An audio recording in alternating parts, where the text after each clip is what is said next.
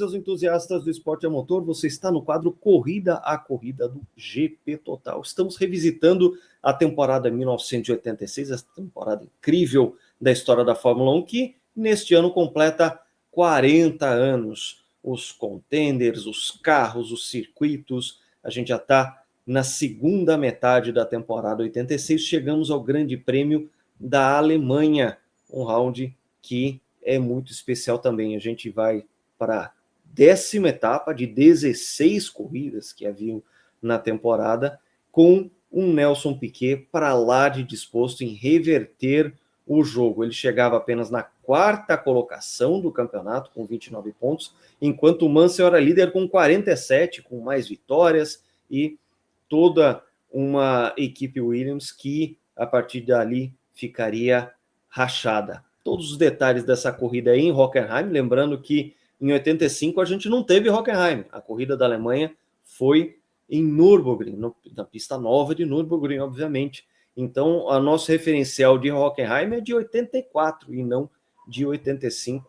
Apenas uma curiosidade para colocar aqui, até porque a gente vai falar um pouco da evolução desses carros dentro da pista. Para quem acompanhou a gente falou de Brands Hatch, o quanto era extrema a pista, extremos os carros, eles já não conseguiam mais transmitir a potência no chão diante de um circuito tão limitado, tão apertado, e que, claro, dava uma sensação incrível de velocidade. Já nas longas retas de Hockenheim, isso aí ficou para trás, o circuito ficou muito mais rápido com esses monstros da era turbo. Para a gente falar todos os detalhes desse começo de virada de jogo de Nelson Piquet, nessa incrível batalha de Hockenheim, tem aqui, claro, mais uma vez a minha dupla com meu amigão Márcio Madeira. Vamos de Hockenheim, meu amigão. Boa noite. Boa noite, Lucas, amigos de casa. Já avisei em Brands Hatch que daqui para frente é só adrenalina, né? Então vamos para mais uma corrida fantástica, para vocês entenderem por que João não briga com a gente, mas por que essa... Ele também concorda, só que ele não queria que a gente falasse. Por que essa é a nossa temporada favorita, porque na nossa opinião é a maior temporada da história da Fórmula 1.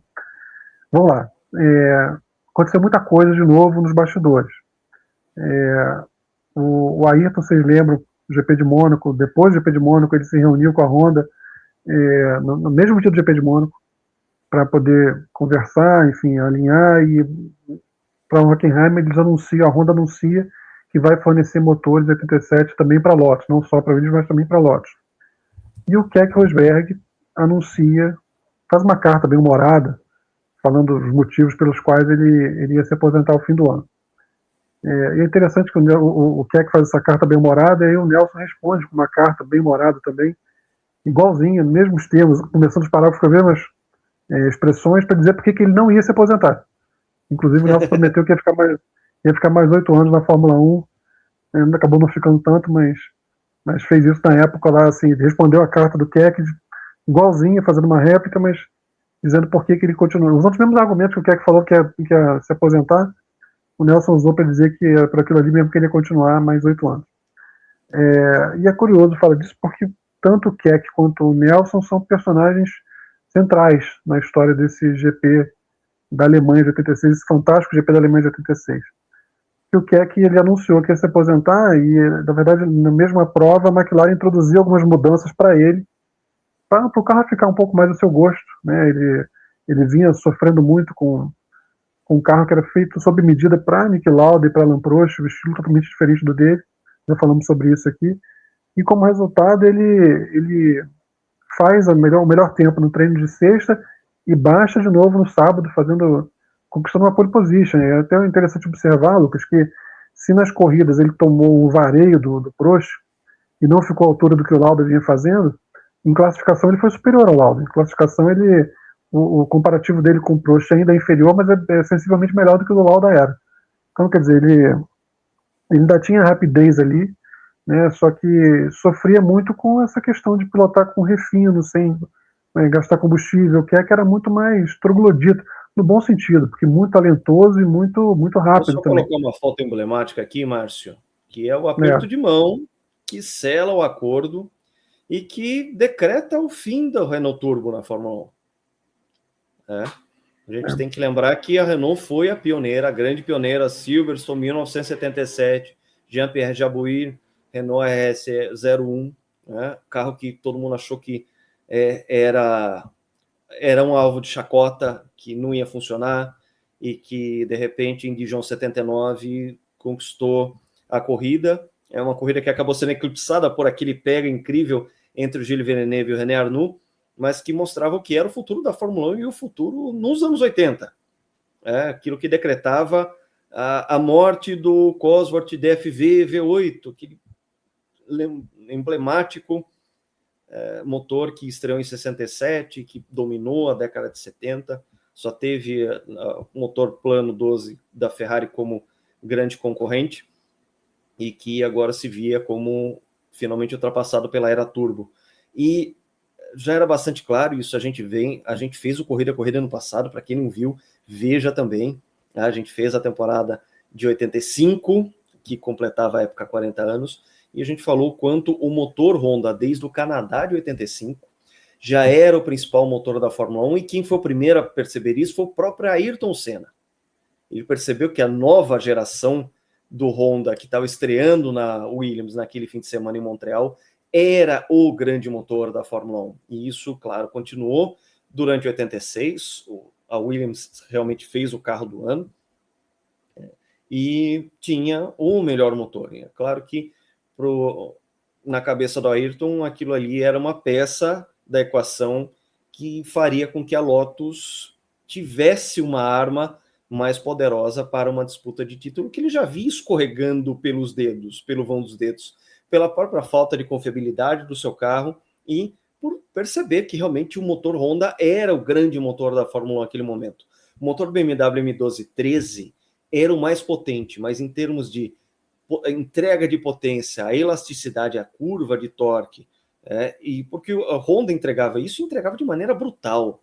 Ele era muito forte, ele não tinha uma suavidade de funcionamento, mas ele entregava muita potência no chão, e a curva de torque dele era bem melhor que a do motor BMW, que você tinha ali uma faixa curtinha em que a potência entrava de uma vez só. Como ele era monoturbo, tinha também um pouco mais de hesitação no turbo, era um carro mais manhoso de se pilotar, e claro que esse aperto de mão faria com que o Senna, dali para frente, pilotasse motores Honda até o fim de 1992, estabelecesse inclusive uma relação pessoal com o senhor Soichiro Honda, fundador da Honda, Honda Motos, e também, né, Honda Motor Company, que faria motos e automóveis também, essa figura lendária do mundo automotivo e motociclístico também, e que estava presente ali para, apertando a mão do Ayrton, selar o acordo Lotus Honda para 1987. É uma foto muito poderosa, né? Duas lendas, e de uma relação que foi se estabelecendo por iniciativa do Ayrton. É muito interessante isso, assim, ele abriu essa frente e foi uma iniciativa dele, ele percebeu realmente que o futuro ali, porque além das qualidades que você falou, né, o motor era um motor que tinha maior gerenciamento de energia, um motor que conseguia entregar potência com economia, né, então sim. Esse era o grande mérito dele, né, que ele tinha um ritmo de prova muito superior, porque tinha uma confiabilidade muito grande e muita economia para o que entregava. Então era um motor daquela geração, daquela época ali, que você tinha que ter entregar potência e com economia, era o motor para se ter, né? E o Ayrton construiu a relação na base da honestidade. Ele procurou o pessoal da Honda, entrou em contato com eles e foi muito franco na conversa e acabou se tornando o grande piloto da Honda mesmo, né? Nessa passagem da Honda da Fórmula 1. Tanto que quando foi para a McLaren, muita gente falava que o Ayrton era um piloto Honda, que tinha um carro McLaren, e o Prost era um piloto McLaren que tinha um motor Honda, né? Exatamente. Então, pode ser um pouco de exagero, mas é uma definição que tem o seu respaldo aí. Ele tinha uma relação muito de confiança com a Honda, né? E essa foto é muito emblemática, porque não foi uma foto com a equipe, foi uma foto com o piloto, né? Quer dizer, como se o acordo fosse com ele. E ele foi fundamental para levar a Honda para a McLaren a partir de 88 também. Quer dizer, ele já tinha essa relação de confiança, né? Bem estabelecida. Então, uma coisa. Lembrando que a McLaren tentou o motor Honda e só com a presença do Ayrton na equação se estabeleceu a lendária parceria McLaren-Honda, porque Ron Dennis e Alan Prost já tinham ido ao Japão tentar isso e não tinham conseguido, né? Quando o Ayrton entra no bolo e faz com que... E para mim é bastante interessante, porque eu penso o seguinte, aquela mudança de 87 para 88, é como se o Senna tivesse levado o contrato dele da Honda para a McLaren e o Nelson o contrato da Williams para a Lotus. Não é que o contrato da Lotus tenha ficado lá, mudado de piloto brasileiro, é como se cada um tivesse pego um contrato Honda e o Nelson, sendo campeão de 87, levou o motor da Williams para a Lotus e o Ayrton o motor da Lotus para a McLaren. Eu costumo pensar assim, porque apesar da Lotus ter mantido o fornecimento de motores, né, de 87 para 88, ali era um momento muito diferente, né, porque era a chegada do Nelson, saída do Ayrton, e é como se cada um tivesse com um contrato embaixo do braço de fornecimento de motor. O Ayrton estava levando para a McLaren. A Honda não quis deixar o seu campeão sem o motor, né? Tanto que ela saiu da equipe que tinha sido campeã. A atratividade do Nelson foi maior do que da equipe Williams ali para manter o motor, com certeza. Mas enfim, vamos para... Já falei que o Keck fez a pole, né? Que ele foi mais rápido na sexta e mais rápido no sábado. É curioso, olha como é que essa multiplicidade que a gente já falou tantas vezes. A Williams foi tão dominadora em Brands Hatch, botou quase 2 voltas no Prost. A Williams ficou só com a terceira fila, né? O Nelson botou meio segundo no Mansell e a Williams ficou só com a terceira fila. O Ayrton teve muito problema na sexta-feira, ficou em 8º só na classificação, estava bem satisfeito com o equilíbrio do carro. E aí ele tem um problema com a bomba de combustível logo no início da classificação de sábado. E aí ele tem que classificar com um carro de corrida, que tinha muito menos potência, ajuste diferente. Finalzinho da classificação, a equipe consegue preparar o carro para ele, só tem uma volta. É uma volta só. E aí ele consegue fazer o terceiro tempo, fica 3 décimos do Keck, quase faz a pole. O Prost fica em segundo, né? O Keck em primeiro, o Prost em segundo, o Ayrton fica em terceiro, o Berger, já com aquele canhão da BMW, fica em quarto, Nelson em quinto e Mansell em sexto. Curiosidades. O Nelson tinha perdido a batalha para o Mansell em Brands Hatch com o carro, Mansell, ao volante de um carro ajustado pelo Nelson. O que o Nelson começa a fazer a partir de Hockenheim? Faz um ajuste, ele percebendo que o fluxo de informação era todo dele para o Mansell, não voltava nada, porque o que o Mansell ia ensinar para o Nelson em termos de ajustar carro? Ele começa a fazer ajustes sabotados, ajustes horríveis no carro, para que fossem copiados, e na hora de ir para a pista ele mudava, e aí ia com o carro bom e o Mansell copiava o ajuste errado, botando um carro doente na mão do Mansell.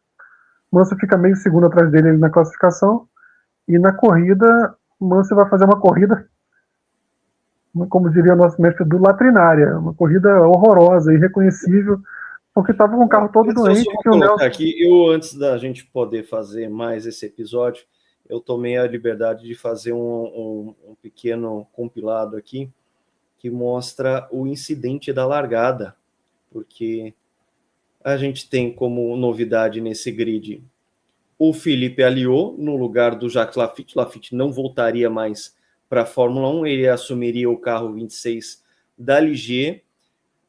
Dá para ver no primeiro lance ali, a primeira foto, eu vou já colocar ali o destaque para a primeira foto, a gente vê ali um Stefan Johansson batendo justamente no Alliot, e o Alliot teve um histórico bastante destrutivo na Fórmula 1. Na primeira imagem fica bastante claro ali o Johansson tentando vir mais para o canto para fazer uma melhor tomada de curva, mas havia um Alliot no meio do caminho, só que o carro, quando ele cai no chão, ele chicota para o outro lado. E ele vai em direção ao Telfab. E o Johansson acaba acertando em cheio o pobre do Telfab, que tinha feito uma qualificação muito boa, o carro da Benetton estava rendendo bastante. Então você tem uma situação em que os dois já se metem numa confusão antes mesmo da primeira curva. Você consegue ver ali, passando ilesos, o Piquet, o Prost está ali também, o carro do Patrese, Mansell, o Arnoux o Alboreto, o Dumfries ali no cantinho com a segunda Lotus, tentando também se livrar, ele acaba se livrando, e o Johansson só vendo se alguém ia bater nele, enquanto o Telfab, já com a suspensão totalmente avariada, sem chance nenhuma de recuperação, vinha para a área de escape da primeira curva. E ali o detalhe do Philippe Alliot, só olhando o festival de lambança que ele acabava de promover, do qual ele estava sendo envolvido, e isso também deu a tônica da largada em Hockenheim. Só lembrei uma coisa aqui, a gente falou de Ayrton Senna e Honda, né? E a gente já está com um bocado de vídeo aqui no canal, né? Muita gente ainda não viu. A gente entrevistou o Joe Ramírez aqui também. E eu perguntei ao Joe Ramírez, a McLaren queria mesmo o Ayrton Senna ou só queria o motor Honda? Então eu não vou dar spoiler não, vai lá depois dar uma olhadinha na entrevista e ver essa resposta aí. Ela queria o Senna também, mas tudo bem. Vamos lá. Mas veja. Quem que não ia querer o Senna? Quem que não ia querer? Mas vale a pena ver a entrevista com o Joe Ramírez, está até em português, assim, vale a pena ver. Bom, acendeu a luz verde, o Ayrton faz uma baita largada. Na verdade, as McLaren largam muito mal, principalmente o Prost. Largam muito mal, o Ayrton parte muito bem, o Berger também vem muito forte. Então, a Ayrton assume a ponta, Berger em segundo, Keck em terceiro, Nelson quarto e Prost quinto. Espera aí que eu vou compartilhar mais uma foto também que eu acho muito legal, porque ela mostra essa diversidade da Fórmula 1 de época também. É uma foto que ela em pé, ela é formato retrato, mas ela mostra uma Fórmula 1 muito interessante, porque aí você tem, claro, o que está na frente, o que e o Nelson estão na frente, mas você vê um carro de cada equipe aí nessa foto. Primeiro, você tem aí a presença do Ayrton, mais uma corrida sem tabaco. Nessa época, em 1986, as restrições às tabageiras eram na Inglaterra e na Alemanha.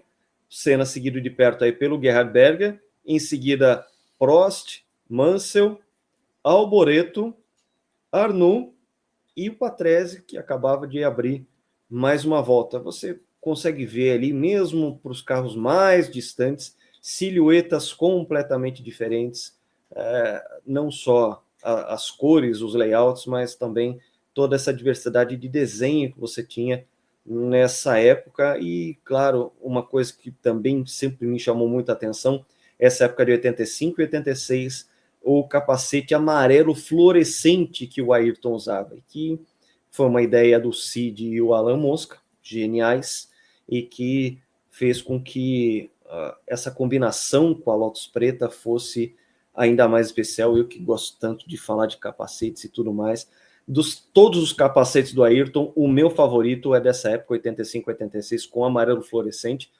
Temos também entrevista com o Alan Mosca, ele conta um pouco da história de como ele fez esse amarelo fluorescente, quanto ele se matou para ter uma tinta fluorescente num capacete, numa época que isso não acontecia.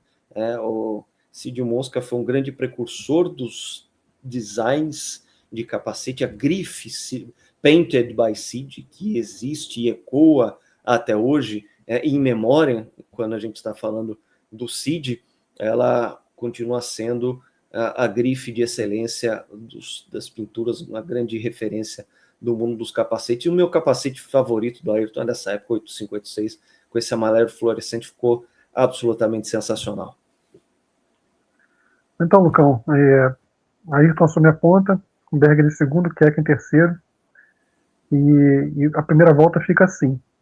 E aí, na abertura da segunda volta, a gente tem a maior ultrapassagem que a televisão não perdeu, né? Que, na verdade, uma ultrapassagem não mostrada.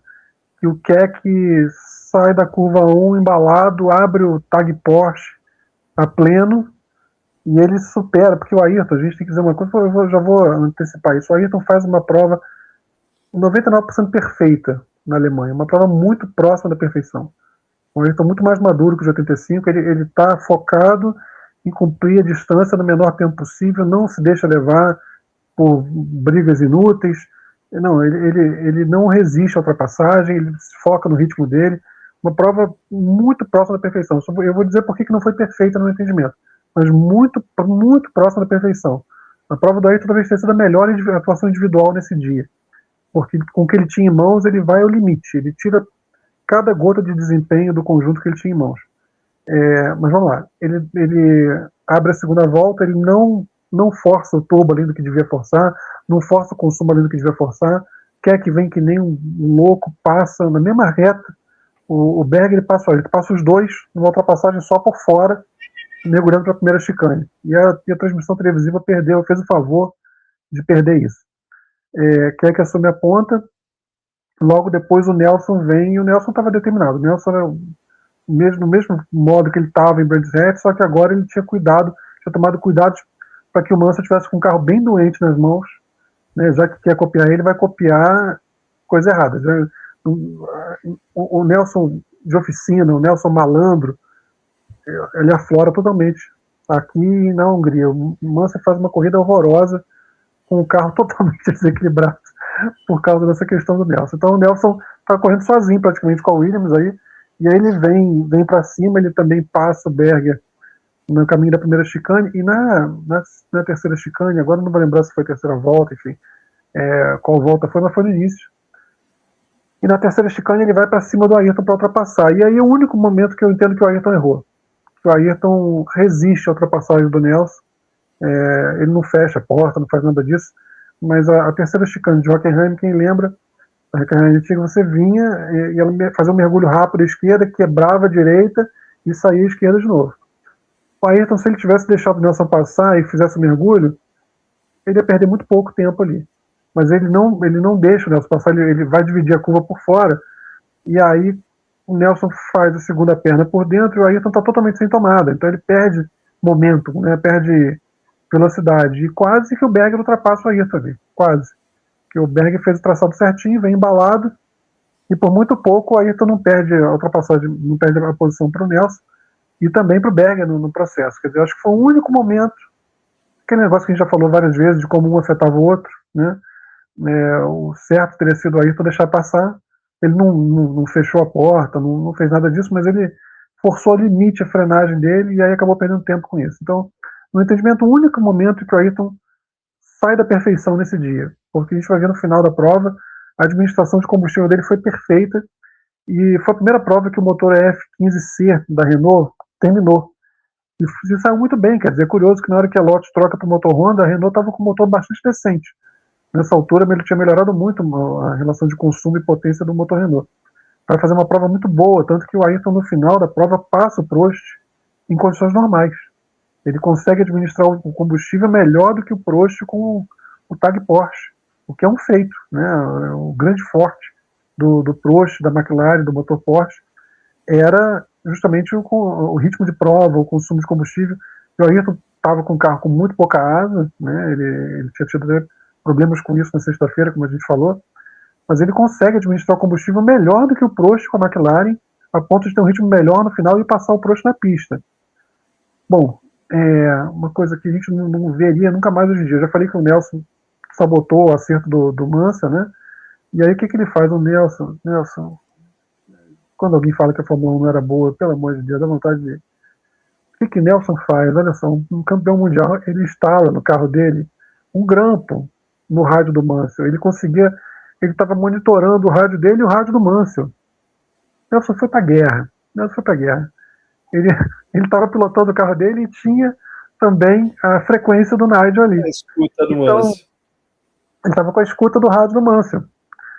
E aí, quando a equipe... Ele e o Frank Dernie aprontando essas coisas. Porque o Frank Dernie, que era o engenheiro do Nelson nessa época. E o Frank Dernie, quando você tem entrevistas dele sobre esse período de rivalidade entre Mansell e Piquet, ele é Piquet Futebol Clube total e absolutamente, ele sendo inglês do jeito que é. O Frank Dernie nunca deixou de elogiar, de tecer enormes elogios ao Piquet nessa época.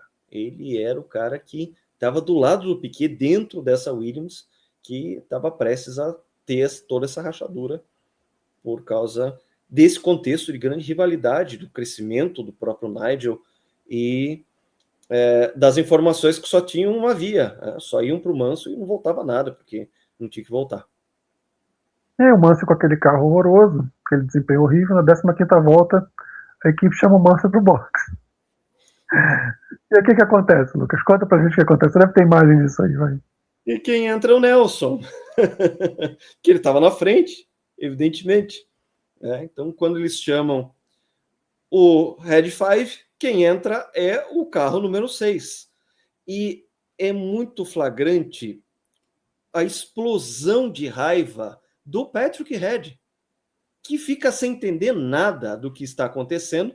E é claro que se chega um carro Williams para ser trocado os pneus, os mecânicos vão lá e fazem o trabalho deles. Mas enquanto eles faziam isso, era nítida a fúria do engenheiro-chefe da Williams. E eu peguei um frame, aí eu tentei até fazer tratar um pouquinho a imagem, que é uma imagem que, claro, tem a precariedade da resolução de época e um pouco de zoom aí para dar mais destaque para esse momento, mas mostra bem ali que o Patrick Head estava furioso no rádio e tentando entender o que estava acontecendo.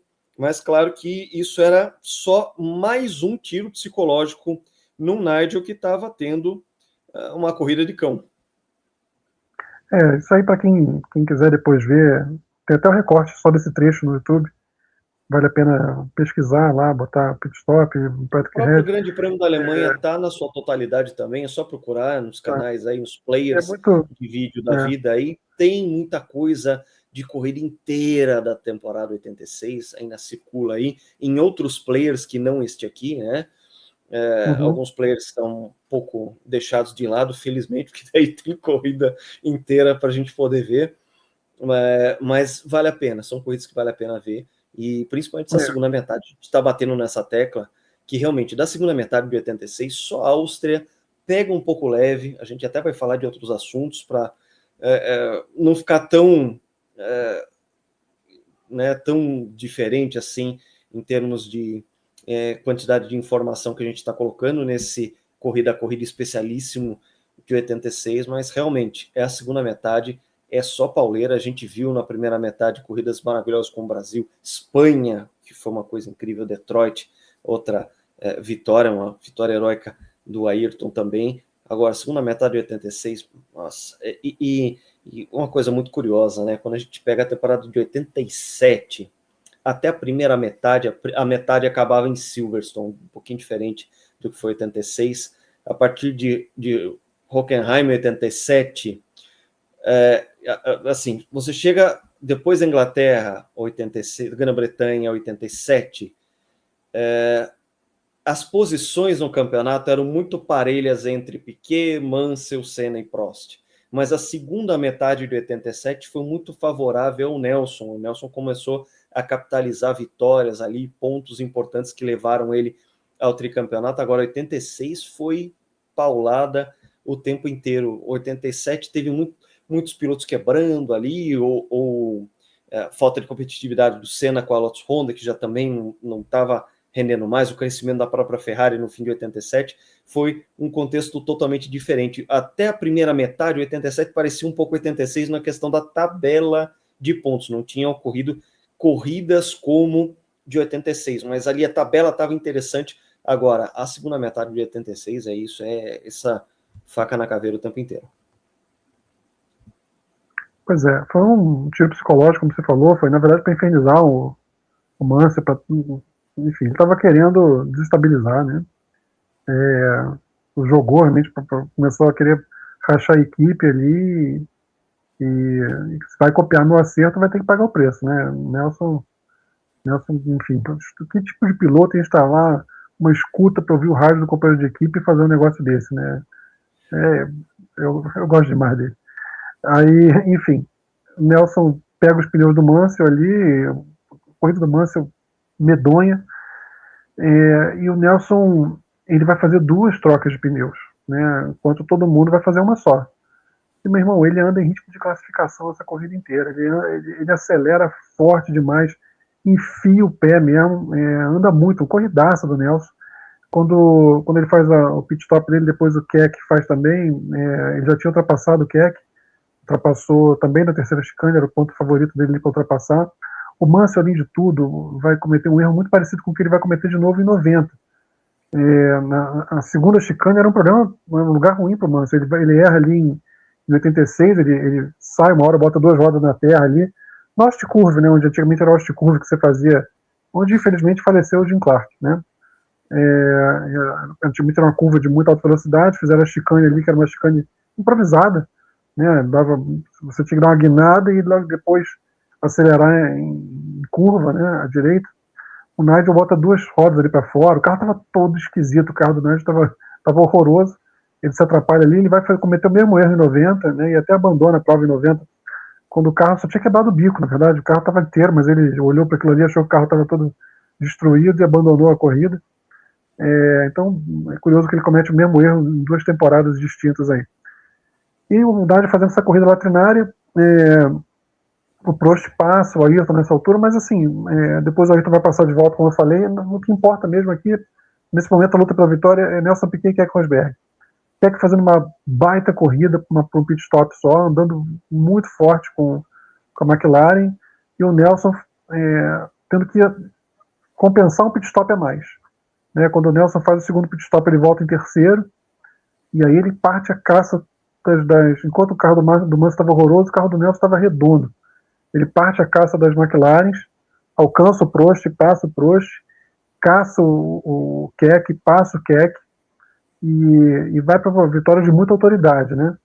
E enquanto isso, o Ayrton, como falei, fazendo a corrida possível, no limite do consumo. No final da prova, o Prost estava já com o consumo muito prejudicado. O Ayrton passa o Prost, né, para assumir a terceira posição na pista. E aí, na última volta, tanto o Keck quanto o Prost começam a ter problemas seríssimos de combustível. O Keck fica sem combustível no meio da última volta, o Ayrton passa, acaba assumindo a segunda posição, e o Prost no final, na última reta, né, você deve ter essa imagem também aí, na última reta o carro do Prost fica sem... O Ayrton chega balançando o carro, ele cruza a linha de chegada balançando. Por isso que eu falei que foi uma corrida praticamente perfeita do Ayrton. Ele usou até a última gota de combustível para andar no ritmo mais rápido possível que aquele carro podia andar. Uma corrida perfeita. E o Prost não conseguiu administrar tão bem. O Prost, primeiro, não teve velocidade tão boa quanto o do Ayrton e ficou sem combustível a metros da linha de chegada. Chegou até a tentar empurrar o carro, coisa que não valia mais nessa altura, mas ainda tentou empurrar o carro, por fim ele desiste. E aí você vê o Nigel, que não andou nada, não andou absolutamente nada, acaba chegando em terceiro, subindo ao pódio. Mas foi uma vitória muito importante do Nelson que a gente queria ver sempre, que ressurgiu em Brands Hatch, não venceu os circunstâncias, mas o Nelson enfrentando o Mansell, enfrentando a equipe, o Nelson chamando a responsabilidade, guiando como o piloto do calibre que é, né? E andando muito. O Nelson andou muito na Alemanha em 86, foi uma vitória realmente com autoridade, né, do piloto que ele é, um piloto superior ao Mansell. O Frank Dernie sabia disso. Qualquer pessoa que olhasse sem paixão nacionalista ia dizer isso. E ele tinha tanto combustível que ele ainda deu a carona para o Keck ele ainda completou a volta de... Eu adoro essa foto. Essa foto é muito legal, porque também mostra essas caronas que se davam também antigamente. E, claro, hoje está absolutamente proibido. Teve até aquele episódio do Alonso ficando bravo porque queria pegar carona, né, uns tempos atrás aí. Mas nessa época aí, isso era normal para poder voltar rápido para casa. O Prost teve esse episódio de empurrar o carro e ele ainda cruza na sexta colocação, o Rosberg em quinto e o Prost em sexto, né? E para a gente terminar aqui a nossa lista, mais um quarto lugar do René Arnoux com a Ligier. Ele conseguiu também finalizar sem ter problema de consumo. O Nelson vence, o Ayrton chega 15 segundos atrás, o que em termos de eficiência realmente energética foi uma corrida bastante interessante por parte dele, mas o Nelson o Nelson deu 44 segundos e meio à frente do Mansell. O Mansell chega numa terceira colocação que para ele foi lucro no fim das contas nesse fim de semana, porque pela distância que ele ficou e os 2 carros da Williams eram os melhores para gerenciamento de combustível nessa época na Fórmula 1, você ainda tomar 30 segundos do Senna com um motor Renault que não era tão eficiente assim, né, mostra bem que o Mansell primeiro, sim, ele teve um fim de semana muito complicado, de pouquíssima competitividade, ao mesmo tempo que um terceiro lugar para ele foi um lucro enorme, porque as duas McLaren tombaram sem combustível na última volta. O Rosberg cruza em quinto, com uma volta a menos, e sexto colocado o Prost, ele ainda consegue pegar esse sexto lugar, porque cruzou à frente do Derek Warwick. Ele estava vindo aí, o Warwick e o Tambay com a Lola Haas, eles terminaram uma volta atrás, mas como eles abriram a volta depois, os pilotos da McLaren conseguiram permanecer aí com essa pontuação. Eles não cruzaram a última volta, né? Mas eles completaram a penúltima volta, e aí, como todos os outros estavam com volta atrás, eles acabaram sendo classificados. E aí a gente tinha uma situação de campeonato em que Mansell chegava a 51 pontos, Prost, com o pontinho que ele salvou, vai a 44, Senna 42, e Nelson Piquet começava a reagir com 38 pontos. Rosberg ficava com 19, ele ainda se mantinha na quinta colocação, mas já bastante distante, já fazia bastante tempo que ele estava bastante distante dos pilotos que estavam aí disputando o título. O convite agora, pessoal, a gente acabou de ver uma vitória incrível do Nelson. A próxima etapa é Hungria 86. E como não assinar as notificações do GP Total para saber quando vai ao ar o Hungria 86? Para quem não sabe do que a gente está falando, é a maior ultrapassagem da história da Fórmula 1. Vocês vão perder? Não vão perder. Fiquem aqui com a gente no GP Total, corrida a corrida, temporada 1986, melhor temporada da história.